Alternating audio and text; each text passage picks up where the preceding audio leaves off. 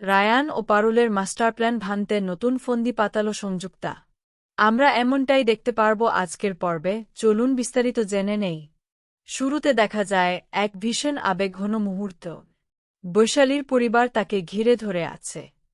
বহুদিন ধরে যে দোটানা তার মনে চলছিল, আজ তার সমাধানের সময় এসে গেছে। বৈশালীর বাবা খুব শান্তভাবে, খুব আপন করে মেয়েকে বোঝান। তিনি বলেন, মা তুমি রাজি হয়ে যাও, আমি তোমাকে কথা দিচ্ছি, এই বিয়েতে তোমাকে কেউ কোনোদিন অসম্মান করবে না, কেউ তোমাকে অপমান করে কথা বলবে না। তুমি সব সন্দেহ ভুলে গিয়ে রাজি হয়ে যাও। বাবার এই কথাগুলো বৈশালীর হৃদয়ে গভীরভাবে দাগ কাটে। পরিবারের সকলের অনুরোধ আর বিশেষ করে বাবার আশ্বাসে শেষমেশ বৈশালী তার মন পরিবর্তন করে নেন। এরপর আমরা দেখি সেই বহুল প্রতীক্ষিত দৃশ্য, যার জন্য অনুরাগ এতদিন ধরে অপেক্ষা করছিল। বৈশালী অনুরাগের দেওয়া লাল গোলাপ গ্রহণ করে নেন।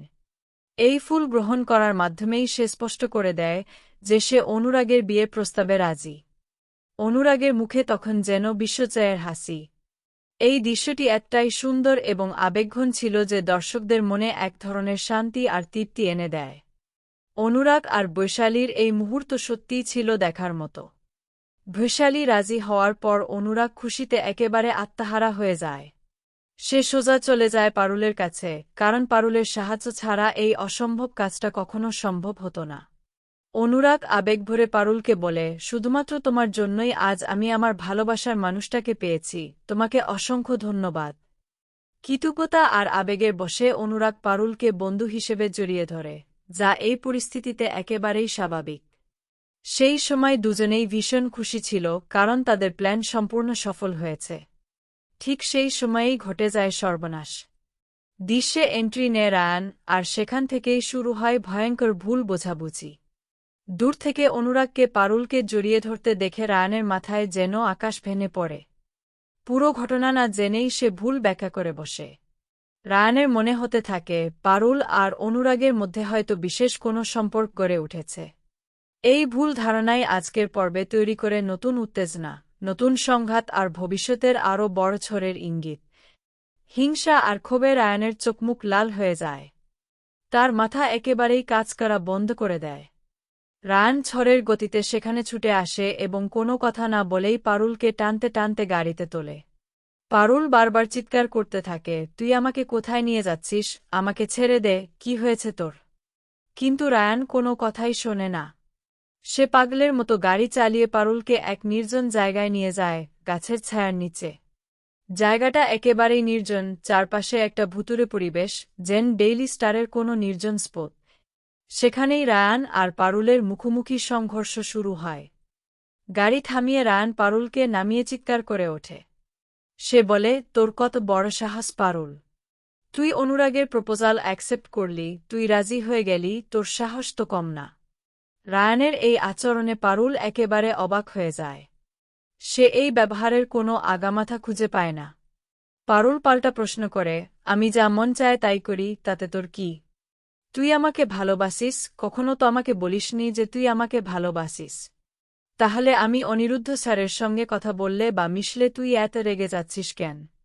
এই মুহূর্তে দর্শকদের সামনে ধীরে ধীরে পরিষ্কার হয়ে যায় রায়ানের মনের ভেতরের কথা। রায়ান আসলে পারুলকে ভীষণ ভালোবাসে। সে মনে মনে অনেক আগেই ঠিক করে রেখেছিল, তার মাস্টার্স কমপ্লিট হয়ে গেছে, এখন সে আরও ভালো জায়গায় যাবে, নিজের ক্যারিয়ার গড়বে, নিজের পায়ে দাঁড়াবে, আর তারপরেই মাথা উঁচু করে পারুলকে তার মনের কথা বলবে। সে চায়নি অসময়ে, নিজের অবস্থান তৈরি না করে পারুলকে প্রপোজ করতে। কিন্তু সেই রায়ানের পক্ষেই পারুলকে অন্য কারও বাহুবন্ধনে দেখা সহ্য করা সম্ভব হয়নি। রায়ানের উত্তরগুলো তখনও ধোঁয়াশায় ভরা। সে শুধু বলে, এমন জ্বালানোর মতো কাজ করলে চলবে না। কিন্তু ভালোবাসার কথা স্বীকার করতে গিয়েও সে আটকে যায় তার ইগো আর নিজের করা পরিকল্পনার কারণে। মুখ ফুটে বলতে পারে না, হ্যাঁ আমি তোকে ভালোবাসি। অন্যদিকে পারুল রায়ানের এই অধিকারবোধ আর জেলাসি দেখে মনে মনে কিছুটা খুশি হলেও সেটা মুখে প্রকাশ করে না। সে স্পষ্ট করে বলে, তুমি যদি ভালোবাসার কথা বলতে না পারো, ঠিক আছে, কিন্তু আমাকে অন্য কারোর সঙ্গে কথা বলতে দেখলে এভাবে জেলাস ফিল করিস না বা সিন ক্রিয়েট করিস না। গুন্ডাদের আক্রমণ আর অ্যাকশন মুডে পারুল, রায়ান। তাদের ঝগড়ার মাঝেই নেমে আসে ভয়ঙ্কর বিপদ। জেলের ভেতর থেকে সংযুক্তার নির্দেশে শিরিন রায় আগেই ভাড়াটে গুন্ডা সেট করে রেখেছিল। সংযুক্ত টাকা দিয়ে শিরিনকে ব্যবহার করেছে, একটাই উদ্দেশ্য, পারুল আর রায়ানকে দুনিয়া থেকে সরিয়ে দেওয়া। ঠিক সেই সুযোগেই নির্জন জায়গায় পারুল আর রায়ানকে একা পেয়ে দুই গুন্ডা তাদের ঘিরে ধরে। প্রথমে গুন্ডারা ভয় দেখিয়ে চড়াও হয়, রাগারাগি শুরু করে, আর এক পর্যায়ে বন্দুক বের করে গুলি করার চেষ্টা করে। কিন্তু আমাদের হিরো হিরোইন কি এত সহজে হার মানার পাত্র? গুন্ডারা আক্রমণ করতে আসতেই পারুল আর রায়ান দুজনেই রুখে দাঁড়ায়। আজকের পর্বে পারুলকে একেবারে নতুন রূপে দেখা যায়। সে একা নয়, রায়ানের কাঁধে কাঁধ মিলিয়ে গুন্ডাদের পাল্টা আঘাত করতে থাকে। দুজনের মারেই গুন্ডারা দিশেহারা হয়ে পড়ে। মারধরের চোটে তারা আর দাঁড়াতে না পেরে সেখান থেকে পালাতে বাধ্য হয়। এর মধ্যেই মারামারির খবর পেয়ে কিংবা কোনোভাবে আঁচ পেয়ে পারুল আর রায়ানের পরিবারের লোকজন ছুটে আসে।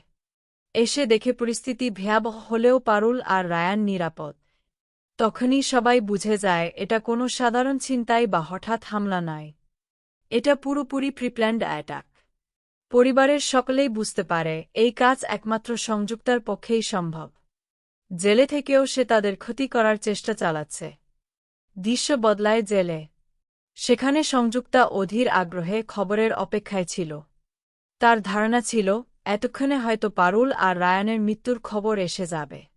কিন্তু যখন সে জানতে পারে তার ভয়ঙ্কর পরিকল্পনা ব্যর্থ হয়েছে, তখন সে রাগে ফেটে পড়ে। নিজের জায়গায় দাঁড়িয়ে দাঁড়িয়ে ক্ষোভে, আফসোসে বলতে থাকে, এবারও মারতে পারলাম না, ওরা কিভাবে বেঁচে গেল। এরপরের দৃশ্যটা ছিল একেবারে রোমহর্ষক। পারুল সোজা চলে যায় জেলে সংযুক্তার সঙ্গে দেখা করতে। সংযুক্তার চোখের দিকে তাকিয়ে সে সরাসরি চ্যালেঞ্জ ছুড়ে দেয়। পারুল বলে, তুমি যে আমাদের মারার জন্য লোক পাঠিয়েছিলে সংযুক্তা, সেটা আমরা খুব ভালো করেই জানি। তোমার এই নোংরা খেলা আমরা ধরে ফেলেছি। সংযুক্তা তখনও তার শয়তানি বুদ্ধি কাজে লাগায়। সে অভিনয় করে সব অস্বীকার করে বলে, আমি তো জেলে বসে আছি, এখান থেকে আমি কিভাবে তোমাদের মারব, আমার হাতের নাগাল কি এত বড়, আমি এসবের কিছুই জানি না। তখন পারুল তার সেই আইকনিক ভঙ্গিতে আত্মবিশ্বাসী কণ্ঠে বলে, স্বীকার করলেও ভালো, আর না করলে আপনাকে কিভাবে স্বীকার করাতে হয়, কিভাবে পিটুনি খাওয়াতে হয়, সেটা আমি খুব ভালো করেই জানি। সংযুক্তা, আপনি শুধু দেখতে থাকুন। এরপর আমি কি করি? সংযুক্তা তখনও কিছুতেই স্বীকার করতে চায় না, কিন্তু তার চোখে মুখে ভয়ের ছাপ স্পষ্ট হয়ে ওঠে। পারুল বুঝে যায় এটাই তার দুর্বলতা। এখান থেকেই শুরু হয় পারুলের মাস্টার প্ল্যান, অপারেশন সংযুক্তা। সংযুক্তার বারবার অস্বীকার শুনে পারুল বুঝতে পারে সোজা আনুলে আর ঘি উঠবে না। সংযুক্তাকে শিক্ষা দিতে হলে ওর ভাষাতেই জবাব দিতে হবে। তাই পারুল জেল থেকে বেরিয়ে একটা নতুন আর ভয়ঙ্কর পরিকল্পনা করে। সে নিজের পরিচিত কয়েকজন সাহসী মহিলাকে ডেকে পাঠায়। তাদের সঙ্গে গোপনে বৈঠক করে পারুল সবটা খুলে বলে এবং জানায় যে তোমাদের একটা বিশেষ কাজ করতে হবে।